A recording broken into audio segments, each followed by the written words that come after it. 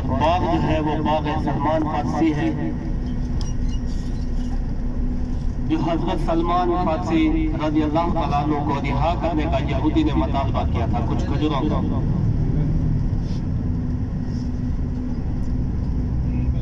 ابھی ادھر سے الٹے ہاتھ میں آگے کی طرف دیکھیں گے، الٹے ہاتھ آگے کی طرف سامنے روڈ پر، سامنے روڈ کے پاس دیکھیں گے، سامنے وہ گرین کلر کی جالی لگی ہوئی چاروں طرف سے باغ سلمان فارسی، اور سامنے جو میدان کا ٹکڑا ہے خاک شفا وادی ابوالخال، جی میدان کا ٹکڑا ہے جو باغ کا سامنے جہاں پہ ابھی بس کھڑی ہوئی ہے، اور وہ باغ بھی اور یہ باغ بھی جو بیچ میں روڈ ہے، یہ باغ آگے والا بھی، یہ بھی باغ سلمان فارسی ہے، یہ دونوں باغ سلمان فارسی، بیچ میں بعد میں روڈ نکالا ہے۔ یہ وہ باغ ہے جو یہودی نے مطالبہ کیا تھا کچھ کھجوروں کا حضرت سلمان فارسی رضی اللہ تعالیٰ عنہ کو رہا کرنے کا۔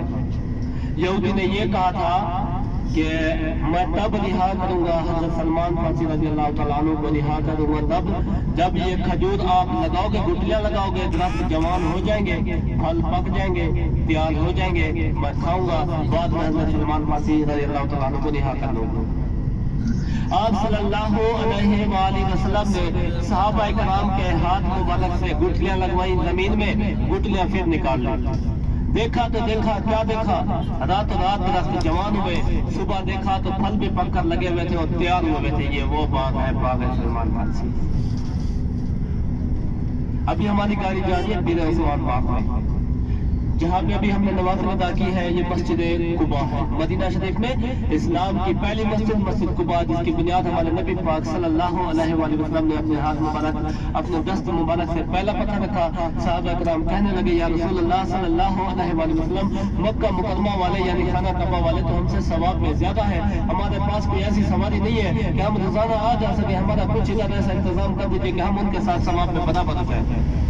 آپ صلی اللہ علیہ وآلہ وسلم نے دو جواب دیے۔ پہلا جواب یہ دیا کہ اے صحابہ بھلے خانہ کعبہ والے ہم سے ثواب میں زیادہ ہے تو ہونے دیجیے، لیکن میں تو آپ کے درمیان موجود ہوں۔ اور دوسرا جواب یہ دیا کہ میرا ہر آنے والا امتی اسلام کی پہلی مسجد قباء میں آ کے 2 رکعت نوافل ادا کریں گے تو ان کو قبول کی عمرے کے برابر مقبول عمرے کا ثواب ہے۔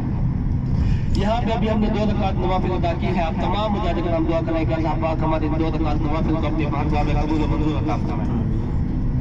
ابھی ہماری گاڑی جا رہی ہے بیر عثمان باغ میں، جو یہ باغ ہے آج بھی حضرت عثمان غنی رضی اللہ تعالیٰ عنہ کے نام کا باغ ہے۔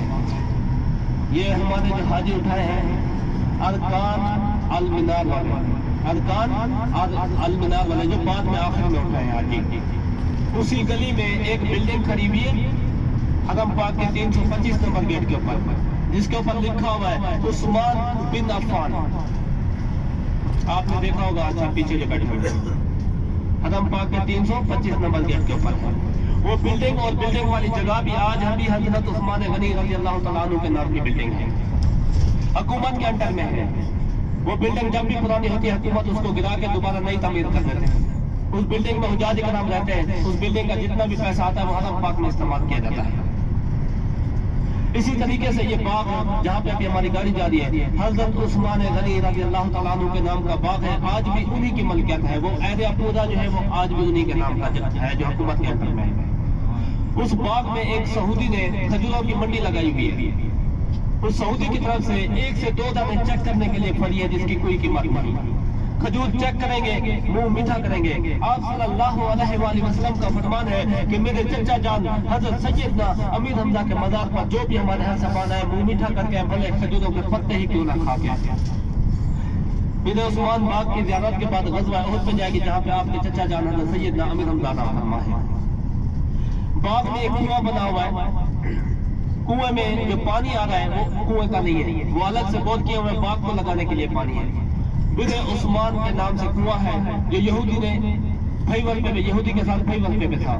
پہلے حضرت عثمان غنی رضی اللہ تعالیٰ عنہ نے آدھا خریدا، بعد میں یہودی تنگ کرتا تھا، مسلم کو پانی نہیں بھرنے دیتا تھا، تنگ کرتا تھا۔ حضرت عثمان غنی رضی اللہ تعالیٰ عنہ نے یہودی سے کہا یہ کنواں ہم آپ سے پورا خریدنا چاہتے ہیں۔ یہودی نے جو قیمت مانگی حضرت عثمان غنی رضی اللہ تعالیٰ عنہ نے قیمت ادا کی، کنواں پورا خرید لیا۔ وہی کنواں اپنی سبیل اللہ کر دیا، اس کنویں میں سے خوشبو آیا کرتی تھی۔ ابھی اس کنویں کا پانی نہیں ہے، کنویں کی زیارت کریں گے، باغ کی زیارت کریں گے، کھجور دیکھیں گے، ہر قسم کی کھجور ہے، کھجوروں کی 4 تبرک میں آپ کو ایسے بتا رہا ہوں، جس میں سے 2 تبرک میرے پاس گاڑی میں موجود ہے، میں خود سیل کرتا ہوں، نسبت والے بتاؤں گا، 4 تبرک نسبت والے۔ ویسے تو ہمارے حد سے آتے ہیں کہ لاکھوں روپے کے خرچ کر کے چلے جاتے ہیں، یہاں پہ نسبت والی چیز کے اوپر خرچ کرنے سے 1 ریال خرچ کرنے سے 70 نیکی کا ثواب آگے ملتا ہے اور 10 نیکی کا ثواب ادھر بھی ملتا ہے، صرف نسبت۔ یہ ابھی ایک کنویں کی بھی زیارت کریں گے، باغ کی بھی زیارت کریں گے، انشاءاللہ وہاں گاڑی پہنچے گی، آپ کو اتاریں گے۔